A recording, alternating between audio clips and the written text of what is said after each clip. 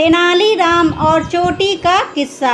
एक दिन बातों बातों में राजा कृष्णदेव राय ने तेनालीराम से पूछा, अच्छा यह बताओ कि किस तरह के लोग सबसे अधिक मूर्ख होते हैं और किस प्रकार के सबसे अधिक सयाने।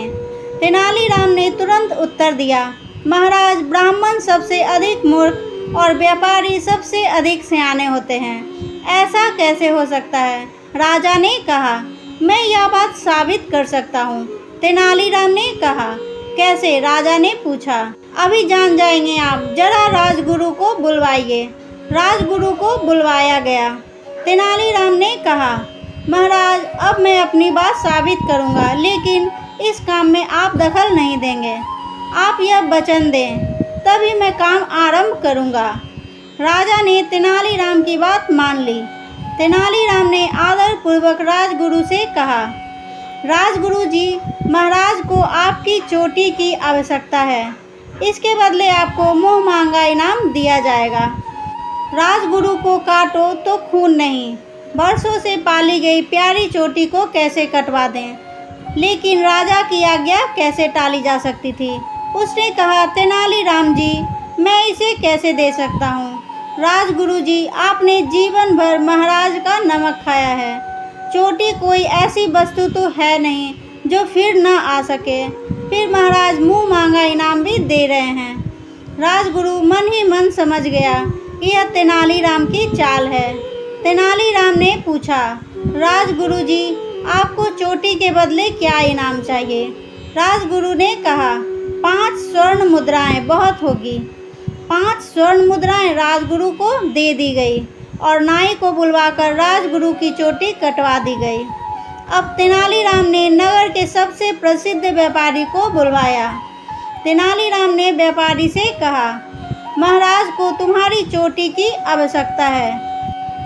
सब कुछ महाराज का ही तो है, जब चाहे ले लें, लेकिन बस इतना ध्यान रखें कि मैं गरीब आदमी हूँ। व्यापारी ने कहा, तुम्हें तुम्हारी चोटी का मुँह मांगा दाम दिया जाएगा। तेनालीराम ने कहा, सब आपकी कृपा है। लेकिन व्यापारी ने कहा, क्या कहना चाहते हो तुम? तेनालीराम ने पूछा। जी, बात यह है कि जब मैंने अपनी बेटी का विवाह किया था तो अपनी चोटी की लाज रखने के लिए मैंने पूरी 5000 स्वर्ण मुद्राएं खर्च की थी।